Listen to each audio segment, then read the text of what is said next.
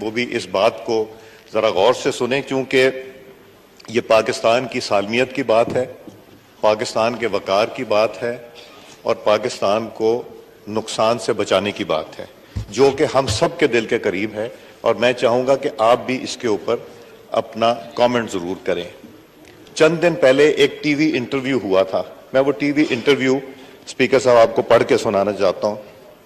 یہ عمران نیازی نے chairman P T I نے ٹی وی انٹرویو دیا تھا، اور اس میں انہوں نے کیا گفتگو کی تھی، ذرا وہ پڑھتا ہوں، تھوڑا سا اس پہ تبصرہ کروں گا اور پھر ایک قرارداد پیش کرنا چاہوں گا جو میں شروع کروں گا اپوزیشن سے سائن کرانے کے لیے اور پھر باقی دوستوں سے بھی سائن کراؤں گا۔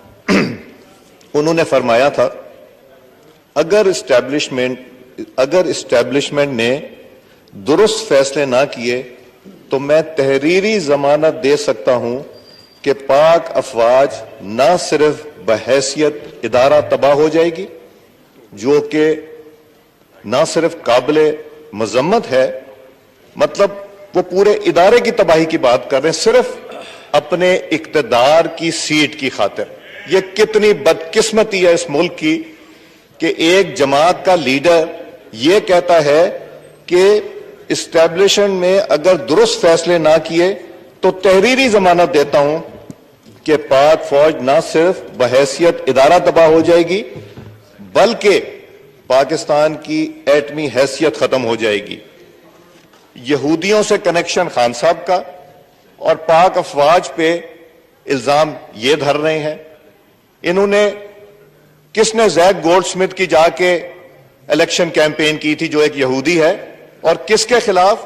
ایک پاکستانی مسلمان صادق کے خلاف جو میئر کا الیکشن تھا، اور یہ باتیں کرتے ہیں کہ پاکستان کی افواج جو ہے وہ تباہ ہو جائے گی اور پاکستان ایٹمی حیثیت ختم ہو جائے گی۔ ان کو سوچنے سمجھنے سے پہلے، یہ بات کرنے سے پہلے یہ سوچنا چاہیے تھا کہ اقتدار کی ہوس میں اتنا زیادہ ان کی آنکھیں چندھیا گئی ہیں، انہوں نے تو ایک ایک منٹ ایک ایک گھنٹہ یہاں اقتدار اپنے بچانے کی خاطر جب ووٹ آف نو کانفیڈنس ہو گیا اس کو طول دی کہ ان کے خلاف ووٹ آف نو کانفیڈنس ہو، اس میں دن مل جائیں، گھنٹے مل جائیں، پرائم منسٹر سیکریٹریٹ اور ہاؤس میں آ کے بیٹھتے رہے۔ یہ اقتدار عزت سے ملتا ہے، اقتدار پہ قبضہ نہیں کیا جاتا، اور پھر اس اقتدار کی خاطر جو اللہ تعالیٰ کی دین ہے اور اللہ تعالیٰ جب چاہے دیتا ہے اور جب چاہے لے لیتا ہے، یہ اپنی افواج کو، ایٹمی طاقت کو تباہ اور بربادی کی طرف دیکھنا چاہتے ہیں۔ آگے سنیے، یہ کہتے ہیں کہ پاکستان کی ایٹمی حیثیت ختم ہو جائے گی، اور مزید یہ پاکستان کے 3 ٹکڑے ہو گئے۔ خدا نہ خواستہ میرے منہ میں خاک، اور یہ جتنے لوگ یہاں بیٹھے ہیں میرے دوست یہ بھی سوچتے ہوں گے کہ یہ بیان دینے سے پہلے کم از کم یہ کہا ہوتا کہ اللہ نہ کرے، خدا نہ خواستہ۔ مگر پھر میں کہتا ہوں اسپیکر صاحب، یہ اقتدار کی ہوس اتنی زیادہ ہے کہ وہ اتنے بڑے 3 باتیں کر گئے کہ نقصان فوج کو پہنچے گا، افواج پاکستان کو جو سرحدوں کی حفاظت کرتے ہیں، جنہوں نے دہشت گردی میں بے شمار جانوں کا نذرانہ دیا، اور پاکستان کی ایٹمی طاقت جس کو ذوالفقار علی بھٹو نے بنیاد رکھی اور نواز شریف نے پائے تکمیل تک رائے، اس کو بھی یہ دینا چاہتے ہیں۔ اب تو مجھے یہ بھی فکر ہو گئی ہے کہ پتہ نہیں انہوں نے دنیا میں جا کے کس کس کو وہ سیکرٹس دے دیے ہیں جو کہ ہمیں نہیں دینے چاہیے۔ پھر کہتے ہیں پاکستان کا ٹکڑے ہو جائیں گے۔ آپ کو یاد ہے ایک زمانے میں ایک نقشہ پھرتا تھا کہ پاکستان کے اتنے حصے ہوں گے، یہ تو وہ باتیں کر رہے ہیں۔ یہ تو لگتا ہے کہ وہ تحریر انہوں نے کی تھی، وہ نقشے انہوں نے بنائے تھے، عمران نیازی نے بنائے تھے۔ یہ باتیں کرنے سے پہلے ان کو سوچنا چاہیے۔ اب میں آج یہ سوچتا ہوں، جب کہتے تھے کہ آئی ایم ایف پہ جانے سے پہلے مجھے خودکشی کر لینی چاہیے، خودکشی گناہ ہے، جرم ہے، کوئی معافی نہیں، مگر کاش انہوں نے خودکشی کر لی ہوتی، آئی ایم ایف کے پاس نہ گئے ہوتے اور یہ بیان دینے سے پہلے بھی خودکشی کر لی ہوتی۔ اسپیکر صاحب، یہ کہاں سیاست پاکستان کی جا رہی ہے؟ یہ وہ الفاظ ہیں، یہ وہ بیانات ہیں جو ہر پاکستانی کے دل پہ تیر کی طرح چبھتے ہیں. یہ وہ بیانات ہیں جس سے ہر پاکستانی کو تشویش ہوتی ہے کہ یہ کس طرح کے بیان تو یہ دینا چاہیے تھا کہ افواج پاکستان اپنی ذمہ داری پوری کرے گی. وہ چاہتے ہیں کہ افواج پاکستان ان کی تابع ہو جائے.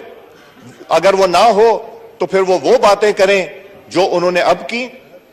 ایٹمی طاقت کی بات کرتے ہیں, یہاں تو پورا پاکستان ایٹمی طاقت کے دفاع کے لیے کھڑا ہونے کو تیار ہے, اور وہ کہتے ہیں کہ ایٹمی طاقت نہیں رہے گی.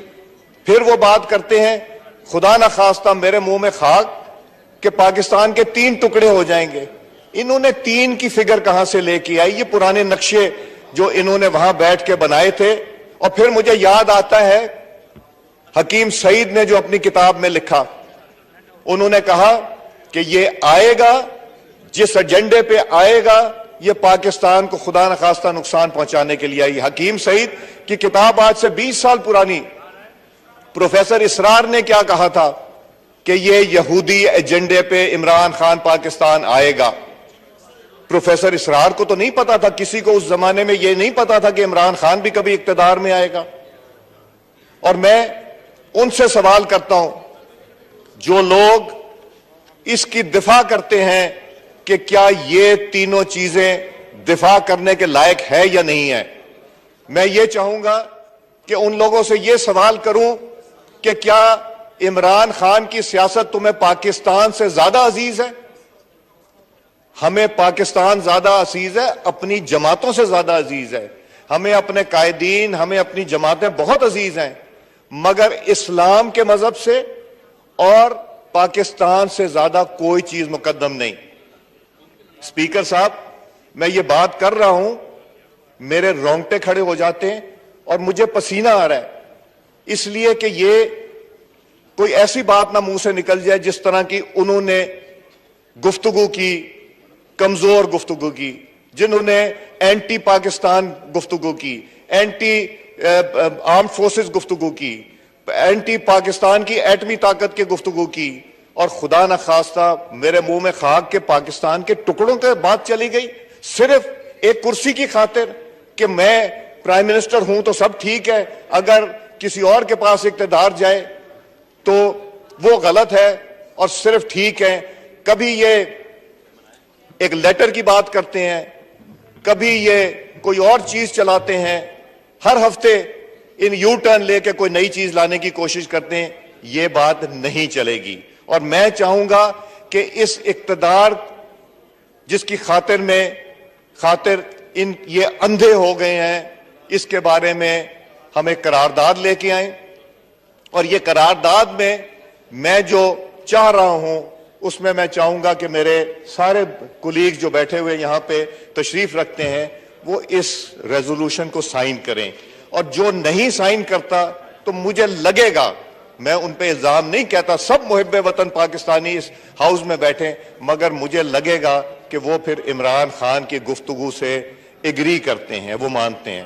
اگر آپ کی اجازت ہو تو میں یہ ریزولوشن پڑھنا چاہوں گا, اور پھر میں چاہوں گا اس کے اوپر سب کو موقع دیا جائے کہ وہ اس کے اوپر گفتگو کریں اور بات کریں. جی جناب, پیش کیا جائے.